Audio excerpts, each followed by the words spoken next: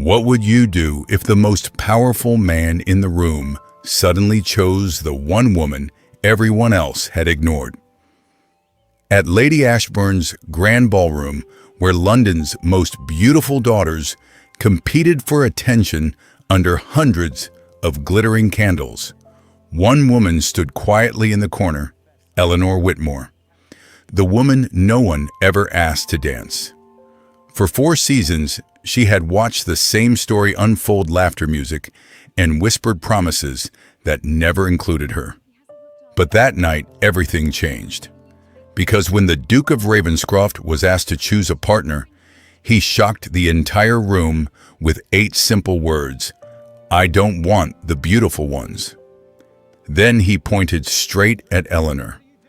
In that single moment, the invisible woman became the center of London's most dangerous story. Before we dive into the story, let us know where you're watching from in the comments below. Now let's begin the story. Lady Ashbourne's ballroom was the sort of room London remembered long after the candles burned down, bright enough to make every jewel on every throat flare like a promise, and ruthless enough to make every promise feel like a wager. Hundreds of flames trembled in crystal sconces that rose nearly to the gilded ceiling. Their warm light spilled across marble floors, polished to a mirror sheen, catching the sweep of ivory muslin, pale blue satin, and blush pink tulle as the dancers turned and turned again. The string quartet played a waltz that sounded effortless, but nothing in that room was effortless. Not the smiles, not the laughter, not the careful way mothers positioned their daughters where the light fell best. For London's aristocracy, the season was not a calendar of parties. It was a marketplace, a ledger, a quiet auction disguised as music and perfume. Near the wall, women stood in clustered ranks, mothers, aunts, chaperones, eyes sharp as merchants at a counting house, and they watched the floor with practiced scrutiny, measuring youth and beauty and fortune as if they were weights of gold. A woman in a lavender gown leaned toward her companion, her fan fluttering like a moth. "Lady Ashbourne has done it again," she murmured, eyes sliding over the crowd. "Every eligible gentleman in London is here tonight." Her companion's smile was thin, almost amused. "Every gentleman," she said softly, "and every ambitious mother." At the center of the room, the men who mattered moved as if they were born to it, hands firm at waists, steps timed to the music, laughter easy. Girls barely out of the schoolroom floated past in pairs and trios, their hair pinned into glossy arrangements that would not dare loosen. Their faces were bright with the particular kind of hope that society trained into them, the hope of being chosen. And at the far edge of the ballroom, near a dusty little bookcase that no one ever bothered to examine, a woman stood alone, as if she had been placed there by accident and forgotten. Eleanor Whitmore. Her gown was silver gray, elegant in cut, modest in ornament, and precisely the sort of color mothers avoided when they wished their daughters to be noticed. The fabric did not shimmer. It did not plead for attention. It simply existed like Eleanor herself had learned to do. A trio of gentlemen drifted past her, their conversation bright and careless. One's gaze skimmed Eleanor as though she were a pillar. Another did not look at all. They did not pause, did not offer a bow, did not even pretend to remember her name. And as always, no one asked her to dance. It was not a surprise. It had not been a surprise for years. Eleanor had endured 4 seasons, 4 endless cycles of invitations and carriages of bright rooms and brighter girls, of whispered promises and quickly broken attention. Somewhere in her 2nd season, she had stopped expecting anything from the music. Somewhere in her 3rd, she had stopped feeling the first sting of being overlooked. By the fourth, the neglect had settled around her like weather-cold, familiar, inescapable. Two young ladies stood not far away, watching the waltz with faces carefully arranged into polite interest. One tilted her head slightly. "Is that the Whitmore girl?" she asked under her breath. Her companion glanced toward Eleanor, then shrugged as if the subject hardly mattered.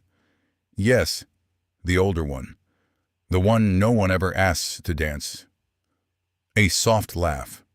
"Yes, the woman no one would dance with."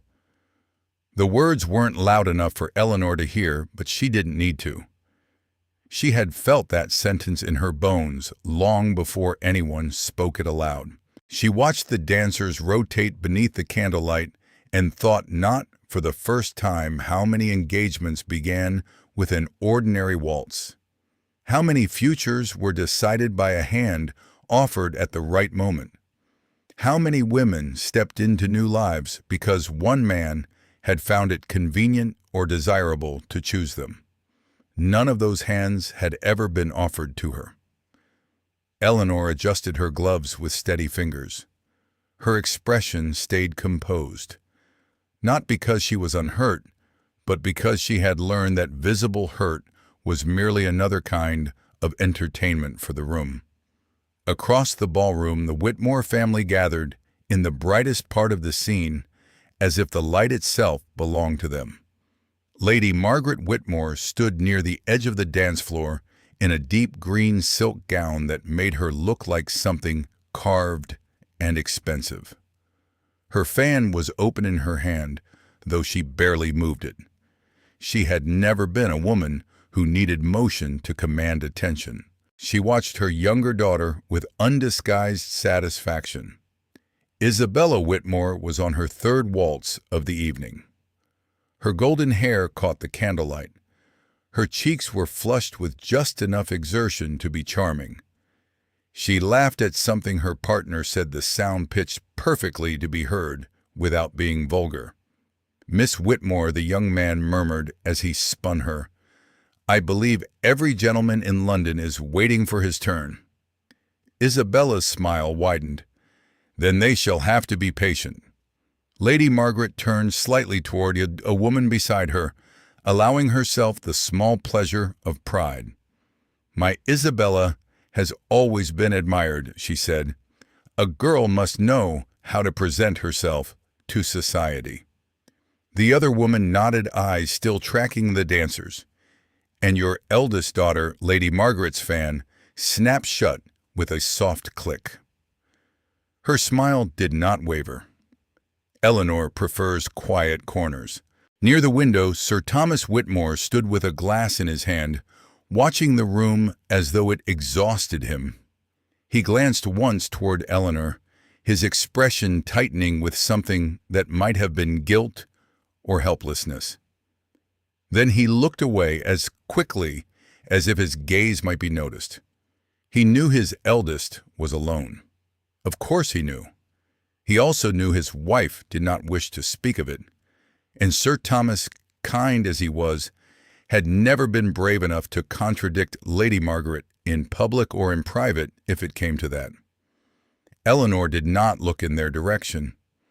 She had learned that watching one's own family celebrate someone else was a form of cruelty best endured without comment. A waltz ended. The musicians lifted their bows.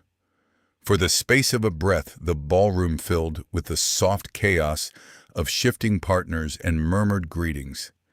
Then the doors opened. A steward stepped forward and announced in a voice that carried through the room like a bell, the Duke of Ravenscroft. Conversation stalled mid-sentence. Fans paused. Heads turned. Eleanor felt it before she saw him. The sudden tightening of the air, the ripple of attention that moved like a tide. Duke Adrian Ravenscroft entered with the quiet authority of a man who never needed to prove he belonged. He was tall, broad-shouldered, dressed in black with a white cravat tied so precisely it looked severe. His dark hair was neatly cut. His face was not handsome in the way the younger men tried to be, no easy charm, no bright grin meant to disarm. There was something colder in his presence, something controlled. His eyes were clear and still, and they missed nothing. Near Eleanor's corner, a woman whispered, reverent and nervous at once, "That is him." Her companion nodded without taking her eyes off the Duke, the man who refused every bride in London. It was true. For 12 years, Ravenscroft had declined every offered match, daughters of dukes, daughters of earls' heiresses, with fortunes too large to name, without envy. He did it without scandal, without public insult. He simply looked assessed and said no with a calm finality that made mothers tremble and fathers grind their teeth. His refusal had made him the most sought-after bachelor in England, and the most baffling. Lady Ashbourne swept forward, delight already arranged on her face. "Your Grace," she said, her smile graceful, "London has been waiting for you tonight." A different lady, older, bolder, leaned in immediately, eager to claim the moment. "And which lady will you dance with this evening, Your Grace?" The question snapped the room into perfect attention.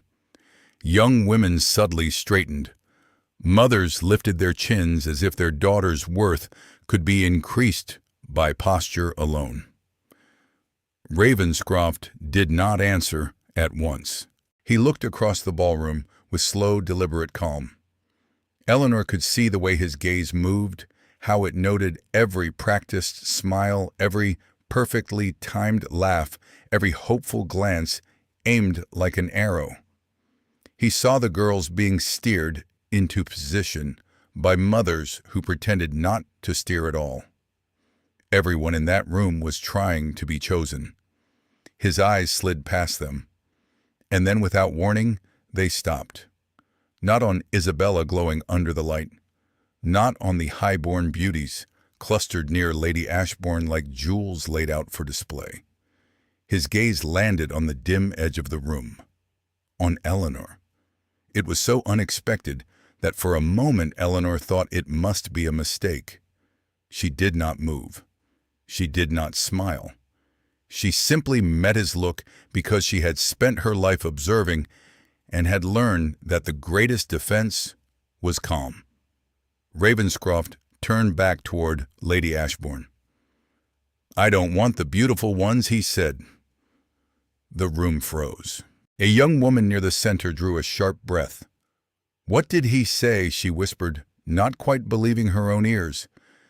Ravenscroft lifted his hand and pointed, not vaguely, not in the general direction of the wall, directly. "I want her." The entire ballroom shifted as one body. Heads turned. Eyes followed the line of his finger. For the first time that evening, every gaze in the room found Eleanor Whitmore. Eleanor felt the weight of it like sudden heat. Her stomach tightened. Her throat went dry. Still, she did not move. She did not shrink. She had spent years being unseen. She refused to become small now that she was finally being looked at. Ravenscroft began to walk. The crowd parted for him, without being asked, instinctively, as if his presence carried its own rules. He moved with measured ease, unhurried, certain his eyes never leaving Eleanor's face. He stopped in front of her. "You're standing here alone," he said, as if he were remarking on the weather. Eleanor's voice remained steady. "I'm quite used to it." A brief silence stretched between them, close and strange. Eleanor could smell the clean scent of his cologne, something dark and crisp, like cedar after rain. Ravenscroft held out his hand. "Dance with me." For a heartbeat, Eleanor stared at his glove as if it were a foreign object. Then she lifted her own hand and placed it in his. The contact was firm, unmistakable, not tentative, not polite in the way men were polite when they meant nothing by it. The musicians, perhaps sensing that the room had become a stage, began another waltz. Ravenscroft led Eleanor out of the corner and onto the floor. And just like that, impossibly scandalously, the woman no one would dance with stepped into the center of London's gaze. From a woman no one noticed to the name on everyone's lips, Eleanor Whitmore had just become the most talked about mystery in London. But the real question was this: why did the Duke choose her, and what would happen now that the whole city was watching? Tell us what you think might happen next, and don't forget to subscribe before we step into the most thrilling part of the story. Eleanor expected the heat of humiliation to rise. She expected her knees to tremble. She expected herself to become clumsy under the attention. Instead, she found that her body remembered the steps. A waltz was not complicated. It was simply movement arranged into a pattern. The world, however, was complicated. The world was the sound of whispers climbing the walls. The world was the way Lady Margaret's face drained of color when she realized the Duke truly meant Eleanor. The Duke's hand settled at Eleanor's waist, steady and warm even through the fabric. His other hand held hers with a calm certainty. "You dislike being watched," he said quietly as they turned. Eleanor lifted her chin a fraction. "I dislike being evaluated." His gaze flicked over her face, interest sharp and controlled. "There is a difference." "There is." Eleanor agreed. "And this room rarely understands it." Ravenscroft's mouth curved, not quite a smile, but something close enough to startle her. "You understand it." The music carried them through the waltz. Eleanor caught a glimpse of Isabella frozen near the floor's edge, her partner forgotten. Isabella's eyes were wide bright with shock and something darker. Lady Margaret stood very still, fan clenched in her hands so tightly the ribs would surely snap. Sir Thomas Whitmore watched from near the window, his expression a complicated mixture of disbelief and something that might have been regret. Ravenscroft's voice was low, meant only for Eleanor. "Why has no one asked you to dance?" Eleanor's answer came out before she could soften it. She saw no reason to soften truth now. "Because they are looking for beauty." "And you?" Ravenscroft asked, tone mild. Eleanor glanced at the candlelight, at the polished smiles, at the mothers who watched like hawks. Then she looked back at him. "I am looking for something real." Ravenscroft's eyes held hers for a long moment. The world turned around them, the room spinning in glittering circles. Then the music ended.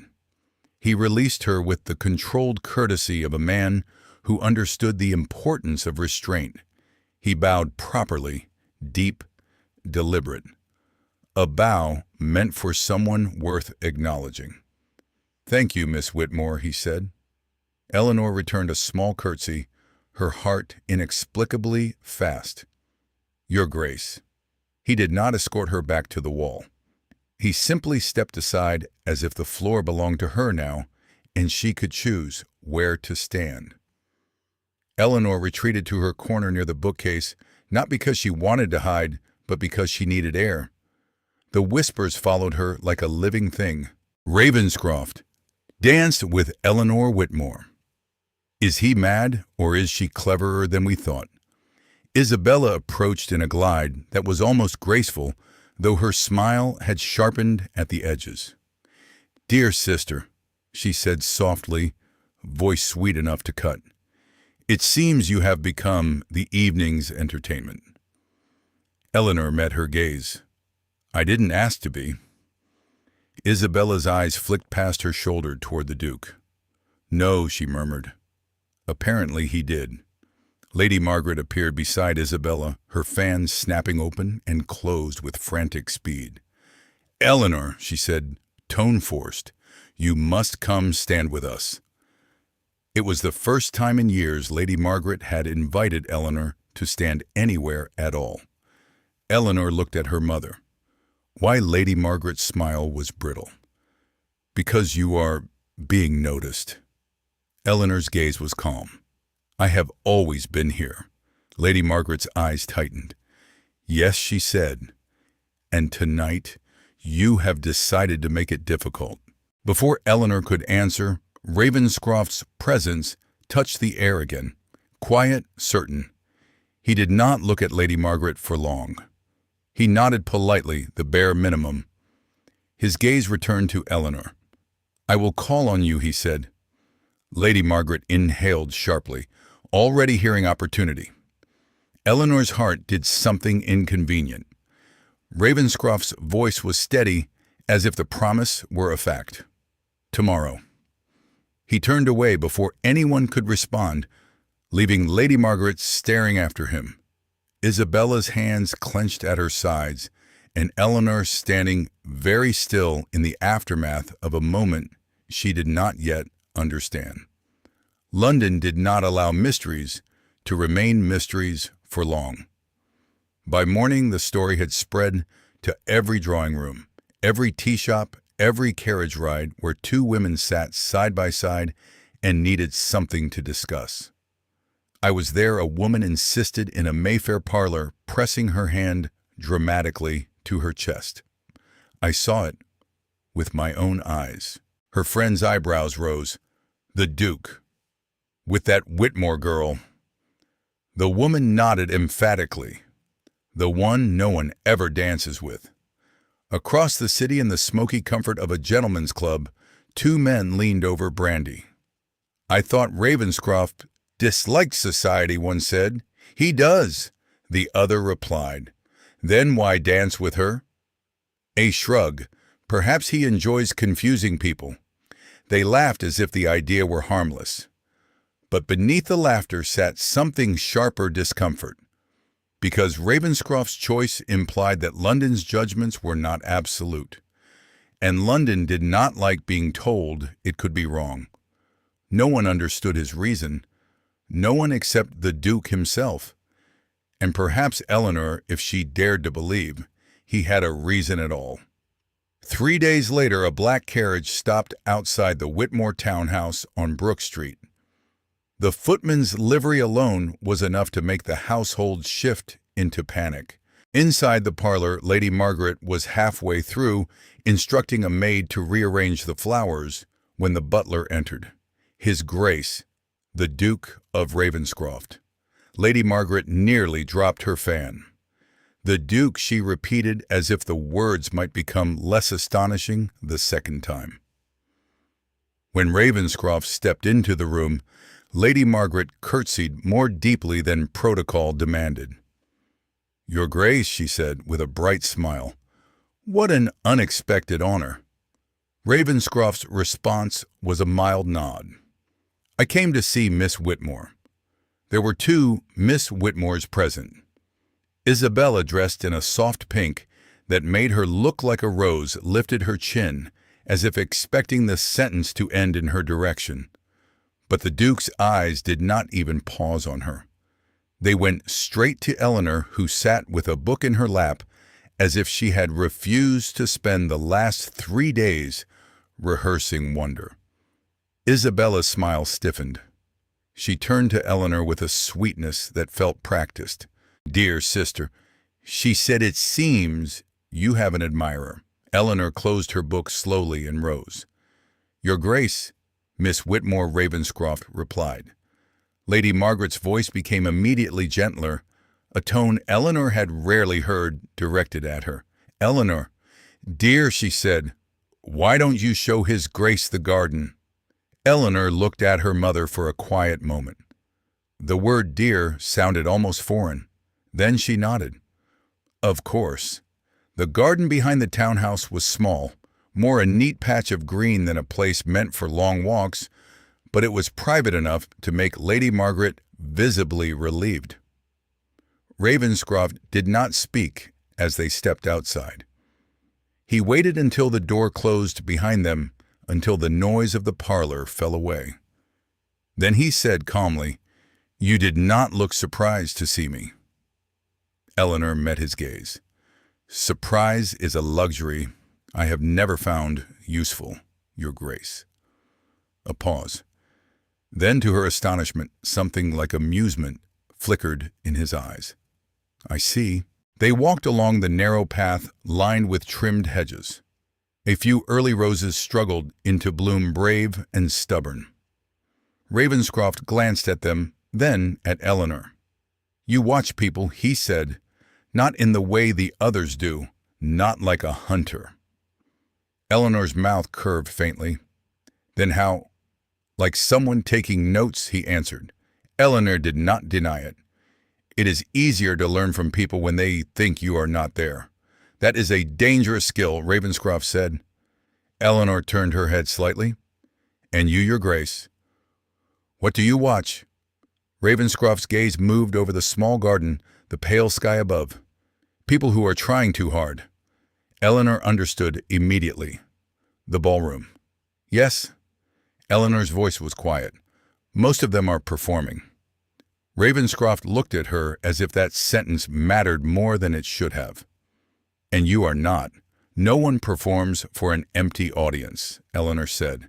The Duke's eyes sharpened as if he had found the exact edge of a blade. When he left, he did not offer Eleanor vague compliments, did not say she looked well, or that her gown suited her. He simply said, as if continuing an earlier thought, "I will come again." Eleanor answered with a calm she did not entirely feel. "If you wish." His gaze held hers for a brief moment, longer than politeness required. "I do." After the carriage departed, Lady Margaret shut the parlor door and turned on Eleanor with a brightness that was almost frantic. "You must be careful," she said.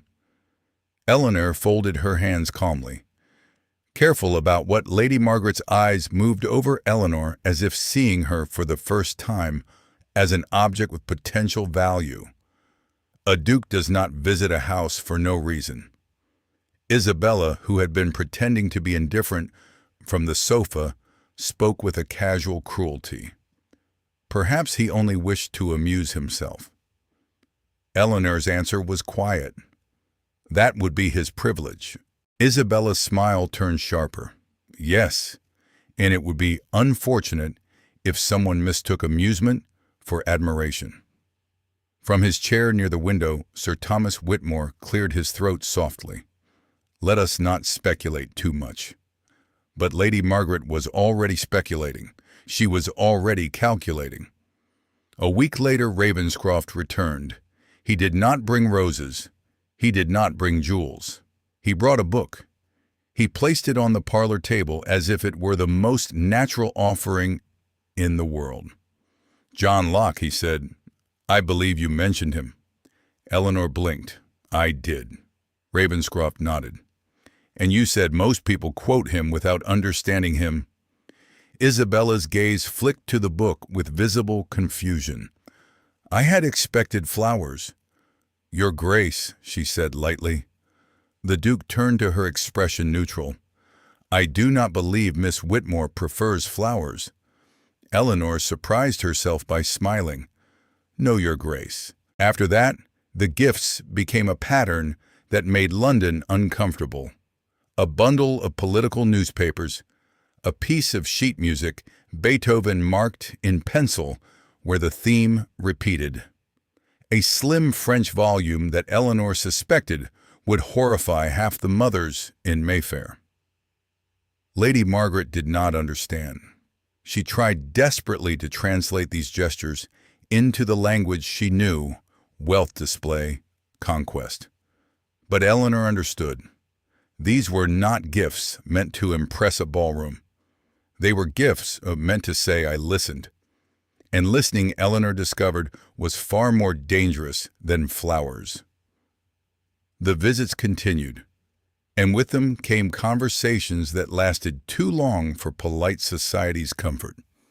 Eleanor and Ravenscroft spoke in the garden, in the parlor, in the quiet corners. Lady Margaret pretended no longer existed. They spoke of philosophy and government, of the hypocrisy of London's social rules, of how easily reputations were built or destroyed. One afternoon, after a long discussion about Parliament and charity commissions, Ravenscroft studied Eleanor as if she were an unfamiliar map. "Do you know how people describe you in society?" he asked. Eleanor's shoulders lifted in a small shrug. "I imagine it is not flattering." "They say you are invisible," he said. Eleanor's reply came without bitterness. "That is because they are looking in the wrong direction." For a moment, something in Ravenscroft's face shifted, an expression so fleeting Eleanor might have imagined it. Recognition? Perhaps even relief. Then one day he invited her to Ravenscroft House. His private library was everything Eleanor expected a duke's library to be, and nothing like what she had ever been allowed to touch without permission. Shelves climbed the walls heavy with leather spines. A large desk sat near the window, where the light fell cleanly across polished wood. Eleanor paused in the doorway, breath caught. "You have read all of these?" she asked, before she could stop herself. "Most of them," Ravenscroft said. Eleanor let out a quiet laugh. "I would need a lifetime." "Perhaps you should start," he replied, as if offering her the idea of a lifetime as casually as another man might offer tea. They sat across from each other. For a while, neither spoke. The silence was not awkward. It was the kind of silence that felt like space a person could finally breathe in. Then Eleanor said, almost to herself, "Most people in London talk only to be admired." Ravenscroft's gaze lifted. "You are the first person who speaks to be understood." The words landed in Eleanor with a strange force, not like flattery, like a truth she had not realized she needed to hear. That evening, back in her room, Eleanor sat with Penelope, her maid, who was brushing out her hair. "He will grow tired of this," Eleanor said quietly. Penelope's hands paused. "I do not think so, Miss Eleanor." Eleanor stared at her reflection. "People always do." Penelope resumed brushing, gentler now. "Perhaps his grace is not like people."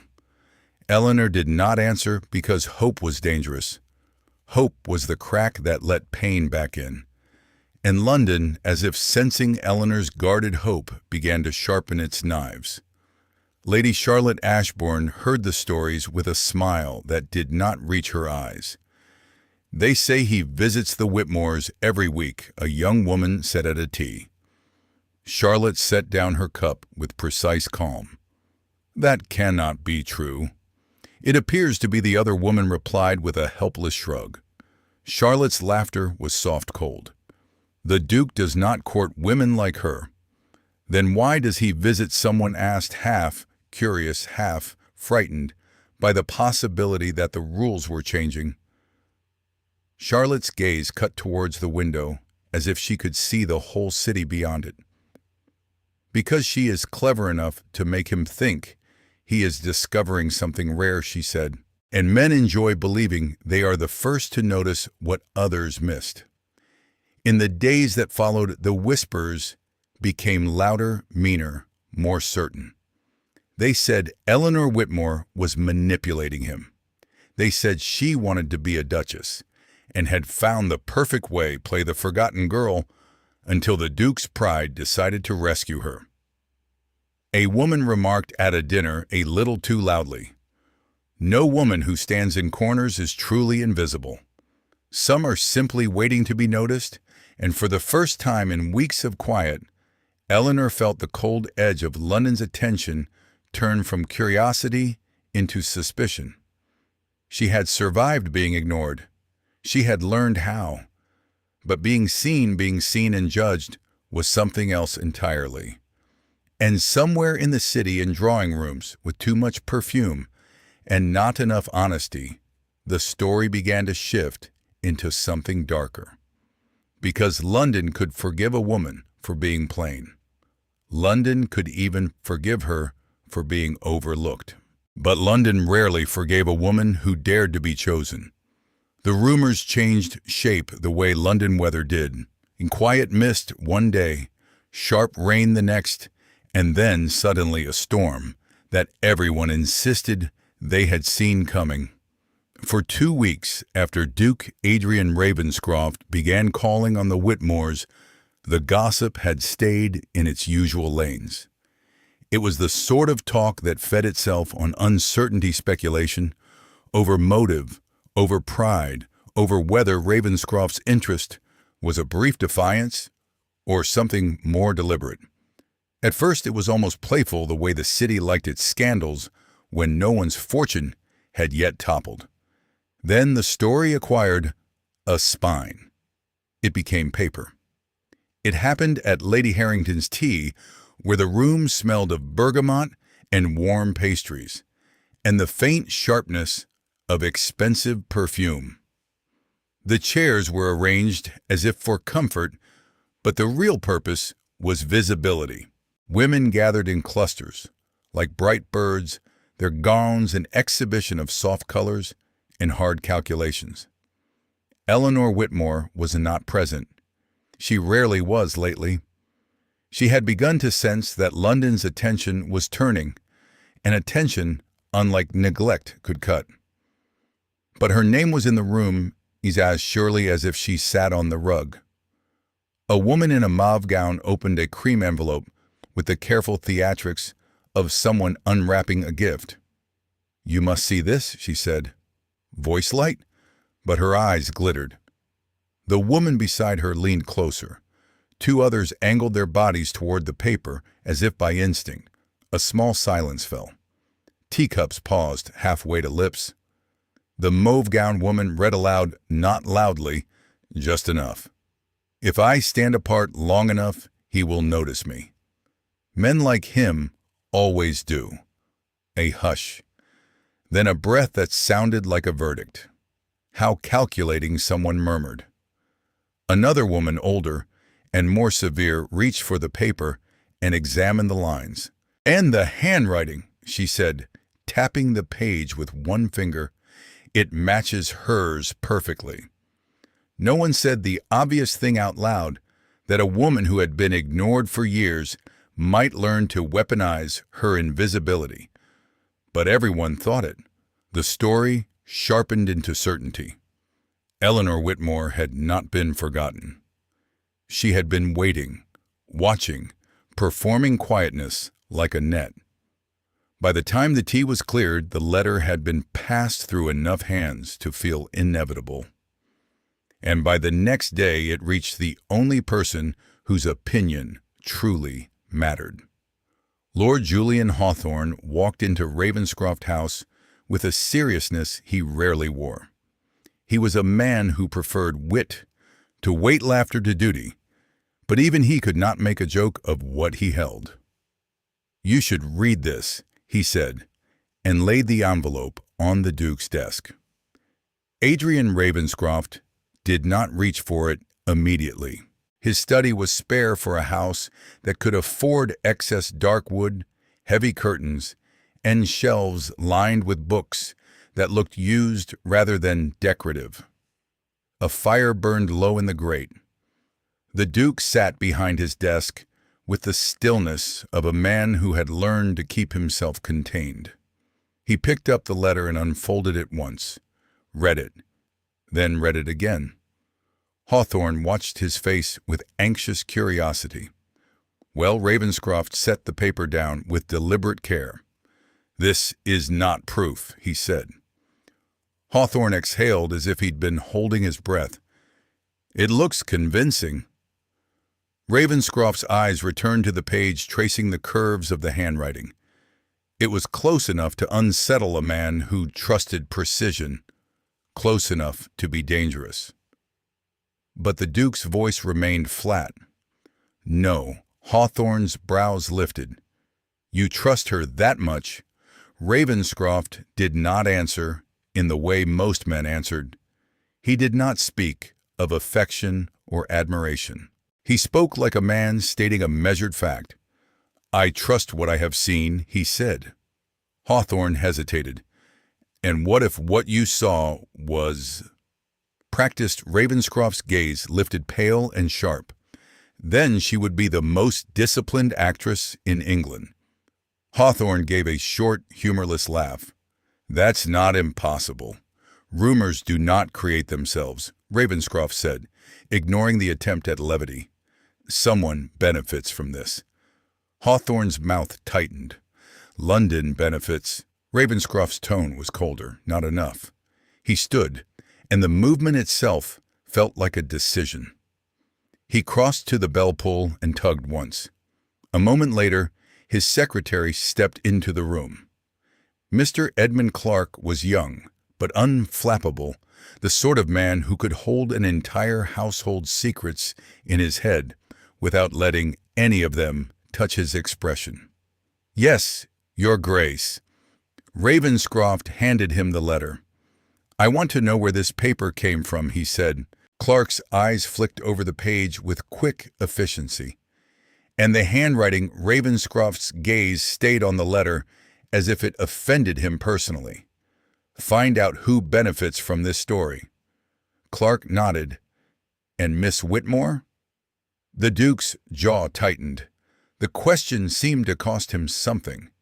He was silent for a beat, then said very quietly, "Do nothing until we know the truth." Clark's face did not change, but something in his posture suggested he understood the cost of that decision. "Yes, Your Grace," he said, and left. When the door closed, Hawthorne leaned forward. "You're going to investigate her without telling her." Ravenscroft's eyes did not soften. "I am going to investigate the lie. And if she feels abandoned—" Hawthorne pressed. Ravenscroft looked toward the window, where rain smeared the glass in thin lines. "If she is innocent," he said, "she will endure what she has endured all her life." Hawthorne winced. "That's a brutal thought." "It is a true one," Ravenscroft replied. And so he did what he always did when uncertainty threatened him. He retreated into control. Eleanor did not know about the letter. She did not know about the whispers turning into certainty, about the paper passing from hand to hand like poison. She knew only that Duke Ravenscroft stopped coming. The first week she tried to be rational. A duke had obligations, estates, politics, meetings that did not care about a woman's hope. When Penelope, her maid, suggested gently, "Perhaps His Grace is busy," Eleanor closed her book and said, "Perhaps," but the word felt thin. The second week, the air in the house changed. Lady Margaret became sharper restless. In a way, Eleanor recognized the impatience of a woman whose plans had been delayed. Isabella became brighter in her cruelty, as if she could not resist testing Eleanor's composure when it seemed most fragile. Eleanor still tried to move through the days with dignity. She read. She took walks. She wrote a few lines in her journal and tore them out afterward, because putting feelings on paper felt too much like proof of weakness. But the absence gnawed. No notes, no invitations, no sudden appearances in the doorway with a book under his arm and a question poised like a challenge. Nothing. At a small tea Eleanor attended out of obligation, Lady Margaret's insistence not her own, she sat near a window and listened to the women behind her speak with the casual cruelty of those who assumed no one was listening. "They say the Duke discovered something unpleasant," one said. Her companion whispered, "I always suspected that girl was too quiet to be innocent." Eleanor did not turn. She did not react, but each word slid under her skin like a needle. That night she stood by her bedroom window long after the household quieted. The street below was damp with rain, the lamplight turning the wet stones into dull gold. Penelope entered softly. You have not eaten. I am not hungry, Eleanor said, because hunger felt like a luxury when dread sat heavy in her stomach. Penelope hesitated, then asked the question she had been circling for days. Do you think the rumors are why the Duke has not come? Eleanor did not answer immediately. The truth was, she had begun to suspect it. Not because she believed the rumors, she knew her own heart too well for that, but because London always demanded an explanation, and London preferred explanations that made women small or wicked. After a long moment, Eleanor said, carefully, it would be reasonable. Penelope's hands tightened on the edge of the tray she carried. He knows you. Eleanor's gaze remained on the street. Does he? The words sounded like a question and a confession all at once. A silence stretched between them, thick and tender. Then Eleanor spoke again, barely above a whisper. London was right about me, after all. Penelope shook her head. No. But Eleanor did not look convinced. The city's verdict had always been waiting like a sentence kept in reserve. Once the Duke's attention disappeared, the old narrative rushed back into place. She began refusing invitations. She declined ballroom cards. She told Lady Margaret she had a headache, or that she was tired, or that the night air was too sharp. The excuses were familiar. They fit her like old clothes. Lady Margaret cornered her one afternoon in the parlor, annoyance flaring. This is exactly the wrong moment to hide, she snapped. Eleanor did not raise her voice. I was never visible to begin with. Lady Margaret's eyes narrowed. You were visible enough to attract a duke. Eleanor's expression stayed calm, and visible enough to lose him. Isabella, lounging on the settee with a magazine, laughed softly. Perhaps the Duke finally realized what everyone else already knew. Sir Thomas Whitmore looked up from his paper, his face lined with worry. Must we assume the worst, he asked, gently, as if trying to build a bridge. Eleanor softened her voice for him. No, father. Then, with the quiet honesty that had always made her unwelcome in drawing rooms, she added, we simply accept what is most likely. What was most likely was familiar, that she had been briefly interesting and then discarded, that she had misunderstood attention for devotion, that she had dared to hope, and hope had punished her for the presumption. And in another part of the city, in a different sort of quiet, the Duke was beginning to understand that his silence had cost more than he intended. Mr. Clark returned 3 days later with a stack of papers and a face so neutral it suggested the news was heavy. He placed the documents on Ravenscroft's desk. The paper was purchased 3 days before the rumor began, Clark said. Ravenscroft's fingers tightened slightly. By whom? Clark slid a receipt forward. Lady Charlotte Ashbourne. The name hung in the air like a strike. Ravenscroft's expression did not change, but something in the room sharpened. Clark continued. And the handwriting. He presented a comparison sheet. Eleanor's genuine note copied from a previous correspondence beside the forged letter. It was copied from a note written by Miss Whitmore months ago. Ravenscroft's eyes scanned the letters. The curves matched, the slant was similar, but the pressure was wrong. The rhythm was wrong. The natural hesitations of a real hand were absent. Clark's voice remained steady. Someone practiced it. Ravenscroft exhaled slowly, like a man who had reached the end of a corridor and found a locked door. Charlotte, he said quietly. Clark nodded. She had the most to gain. Ravenscroft stared at the papers for a long moment.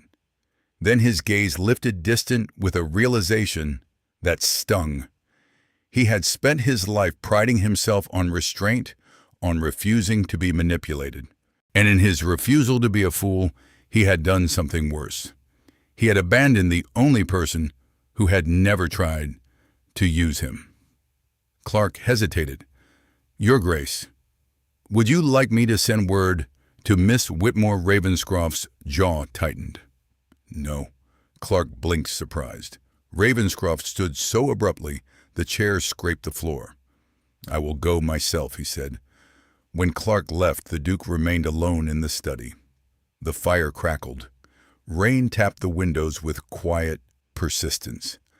He remembered Eleanor's gaze in his library, calm, observant, unwilling to plead. He remembered her voice. Most people in London talk only to be admired. He remembered his own response. "You are the first person who speaks to be understood."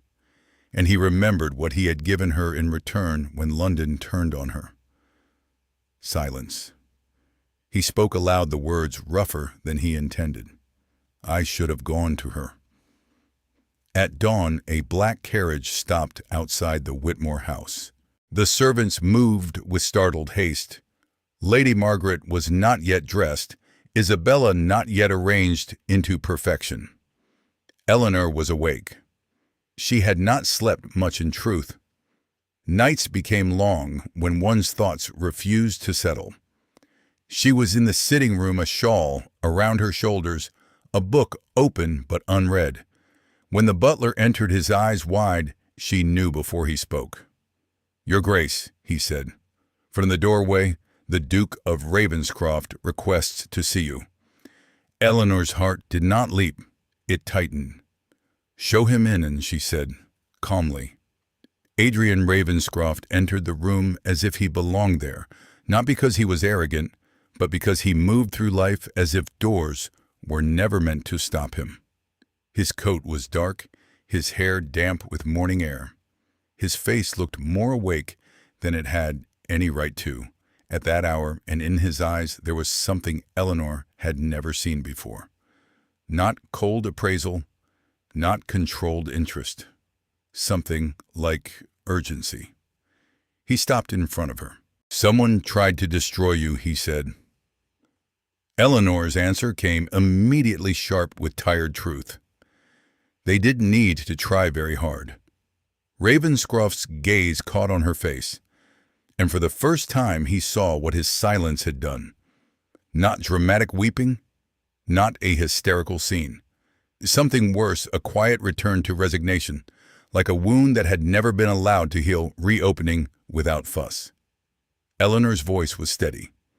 "You disappeared." Ravenscroft did not deny it. "I wanted proof." Eleanor nodded once, as if acknowledging a fact. "And while you were looking for proof," she said, "London was giving its verdict." "I never believed them," Ravenscroft said, and something in his tone suggested it was true. Eleanor's eyes held his. "But you did not stop them either." The words landed hard. Ravenscroft's jaw flexed, the only sign of discomfort. He spoke carefully. "I thought investigation was the safest way to protect what mattered." Eleanor's expression did not soften. "You protected yourself." Ravenscroft went very still. Eleanor continued, not cruelly, simply, honestly. "You left me in the same place I have always stood, Your Grace. Alone, listening to other people decide who I am." He looked at her, and for the first time his composure seemed less like strength and more like a cage. "I was wrong," he said quietly. A silence stretched, the kind that demanded something real. Eleanor's fingers tightened around the edge of her book. She set it down as if concluding a chapter she never wanted to read again. "If you want me," she began. Ravenscroft's eyes did not move from her face. "You must trust me before the world does." The room felt suddenly smaller, as if the weight of that condition pulled the walls inward. Ravenscroft understood what she was asking. Not protection, not vengeance, not gifts, Faith, not in the evidence, not in the rumors, in her. He exhaled slowly, as if he had been holding his breath for days. "You are right," he said at last. He looked down for a fraction of a second, then back up, his gaze stripped of pretense. "I was trying to prove the world wrong," he admitted. His voice softened, rough at the edges. But the only thing that mattered was not proving it to them. A pause, like a man stepping over something he had avoided his whole life. "It was believing you first." Eleanor did not rush to forgive. She had learned that forgiveness offered too quickly became another form of self-erasure. But she nodded once slowly, as if acknowledging he had finally spoken in a language she recognized. Ravenscroft's voice was low. "I have evidence, receipts, handwriting comparisons." Clark traced the paper to Lady Charlotte Ashbourne. Eleanor's face remained calm, but her eyes sharpened. "Lady Charlotte," she repeated. "Yes." Eleanor's lips pressed together in something like bitter understanding. She could not bear to lose. Ravenscroft's gaze hardened. She will not be allowed to win. Eleanor looked at him steadily. "Do not do it for me," she said quietly. "Do it because it is right." His expression shifted a hint of surprise. Then he nodded. "I will do it," he said, "because I do not tolerate lies." And then, softer, more dangerous in its sincerity, "and because I will not tolerate anyone attempting to erase you." 3 days later, London received its answer. It happened at Lady Harrington's tea again, because that was where stories were born, and ended in rooms scented with citrus and sugar and cruelty. Lady Charlotte Ashbourne was present, luminous in a pale gown, her smile so confident it bordered on smugness. She had been enjoying the ripples of her rumor like a woman enjoying a fire she believed she could control. When Duke Ravenscroft entered the room, fell quiet, as if someone had cut the air. Charlotte's smile brightened too, practiced to be genuine. "Your Grace," she said, "I did not expect to see you here." Ravenscroft walked to the center table and placed a paper down. "I came," he said evenly, "because rumors deserve answers." Several women leaned in instinctively. It was impossible not to. London loved a conclusion almost as much as it loved a scandal. Ravenscroft's gaze swept the room, once then settled on Charlotte. "The letter accusing Miss Whitmore of manipulating me," he said calmly, "was written by someone who studied her handwriting." Charlotte gave a small laugh, as if amused by his seriousness. "That is a serious accusation." Ravenscroft turned slightly toward her. "It is not an accusation." He set down a second paper. "It is proof." Mr. Clark, standing quietly behind him, stepped forward. The paper was purchased by Lady Charlotte Ashbourne 3 days before the letter appeared. Clark announced, the voice crisp. A murmur lifted like a startled flock of birds. Charlotte's color drained. "You cannot possibly believe," Ravenscroft cut her off, voice still low, still controlled. "I do not believe Lady Charlotte." His gaze was winter cold. "I verify." Someone whispered, scandalized and thrilled in equal measure. "She forged the letter."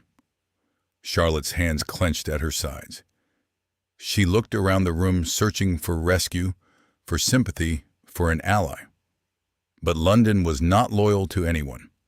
London was loyal to the strongest narrative. And Ravenscroft's narrative was stronger. He looked at Charlotte as if he were seeing her clearly for the first time. "You attempted to destroy a woman's reputation," he said. He paused, letting the sentence settle into every corner. "And you failed." The silence afterward was not polite. It was execution. Within 48 hours, London had rearranged itself around the new truth. In Mayfair parlors, women said, with sudden righteousness, I suppose Miss Whitmore was the victim after all. And Lady Charlotte the architect, their friends replied as if they had always known. In gentlemen's clubs, men spoke with a wary respect. I have never seen Ravenscroft defend anyone like that, a chuckle low and knowing. Perhaps because he intends to marry her. Invitations stopped arriving at Lady Charlotte's door. Calling cards vanished. Smiles turned away. In London, a reputation could be destroyed in one afternoon. And Lady Charlotte Ashbourne, who had tried to ruin Eleanor with ink, discovered what it felt like to be erased. A few weeks later, Lady Ashbourne announced another ballroom, larger than the last, brighter, grander, as if she intended to outshine the scandal that had been born in her orbit. The candles were more numerous, the guest list more carefully curated, the air filled with anticipation that buzzed like electricity. Everyone came for the same reason, though they pretended otherwise. They wanted to see if Duke Ravenscroft would appear, and if he did, whether he would bring Eleanor Whitmore. When the ballroom doors opened, conversation snapped shut. The steward announced His Grace the Duke of Ravenscroft, then after a beat that felt deliberate, Miss Eleanor Whitmore. The room turned as one. Eleanor entered beside the Duke with a composure that astonished the people who had once ignored her. Her gown was not extravagant. It did not try to compete with the girl's glittering like ornaments. But it fit her as if it had been made for a woman who had finally decided not to disappear. A lady whispered, "Is that truly Miss Whitmore?" Her companion replied, "The very same." Isabella Whitmore stood near the dance floor, her eyes wide. "She has never entered a room like that," before she murmured half to herself, half to her mother. Lady Margaret Whitmore stared at Eleanor with confusion that bordered on fear. Not because Eleanor had transformed into a different woman, but because everyone else's eyes had transformed. They were seeing Eleanor as if she had been newly invented. Duke Ravenscroft guided Eleanor forward, stopping near the center of the ballroom. The music faltered. The quartet went quiet, bows hovering. Ravenscroft turned his gaze across the crowd. Mothers held their breath. Young women froze with their smiles halfway formed. Then the Duke spoke clear enough for everyone. "Last time she stood here alone." A few people looked down. Some with shame, some with annoyance, some with the discomfort of being confronted with their own indifference. Ravenscroft continued, voice calm, each word precise. And not a single man asked her to dance. A gentleman whispered to his companion, "I remember that night." Ravenscroft turned his gaze to Eleanor. That was London's mistake. Then he extended his hand toward her, not as a command this time, but as a question wrapped in respect. "May I have this dance again?" Miss Whitmore, Eleanor's lips curved slightly, a real smile that did not seek permission. "You may." The quartet began to play. They moved onto the dance floor together, and the room seemed to hold itself in place around them, as if reality had shifted and no one dared test it. As they turned in the waltz, Eleanor felt eyes on her, hundreds of them.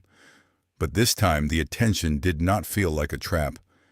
It felt like acknowledgement. A woman whispered, "I suppose we all misjudged her." Her friend murmured back, "No, we simply never looked." Eleanor heard it, and for once it did not bruise. The dance ended. Ravenscroft released Eleanor with the same careful restraint, but his eyes held something warmer now, something that suggested he was no longer afraid of what he felt. He did not allow her to retreat to the wall. Instead, he offered his arm and led her through the doors into the garden behind the house, where the air was cool and the night carried the faint scent of damp earth. Candles inside shone through the glass, casting soft patterns on the stone path. Ravenscroft stopped beneath a climbing rose that had not yet fully bloomed. He turned toward Eleanor. For a moment he said nothing, as if searching for the exact words that would not dishonor what they had been through.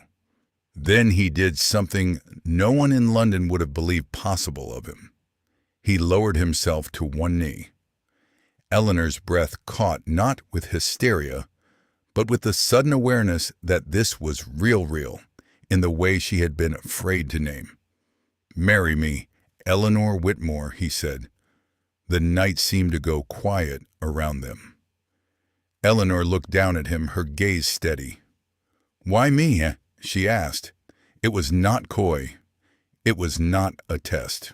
It was the honest question of a woman who had been told her entire life that she was not the sort of person chosen. Ravenscroft did not hesitate. "Because you were the only real person in a room full of performances," he said. His voice lowered. "And because you never tried to become someone else." Eleanor's throat tightened. For a moment she saw again the corner by the bookcase, the empty dance card, the years of being overlooked until she had stopped believing she was worth being seen. She let out a slow breath. "Very well, Your Grace," she said. Ravenscroft's eyebrows lifted slightly as if amused despite himself. "That sounds dangerously calm." Eleanor's mouth curved. "I prefer certainty to excitement." A rare quiet laugh escaped him, brief and genuine. "Then I suppose," he said, "rising, we shall suit each other perfectly." He took her hand, and the contact felt different. Now no longer a bold correction, but a promise. When the engagement was announced, London once again lost its mind. "The Duke has chosen the woman no one would dance with," a lady said with disbelief. Her friend replied, "And now everyone will." Invitations flooded the Whitmore house suddenly, eager.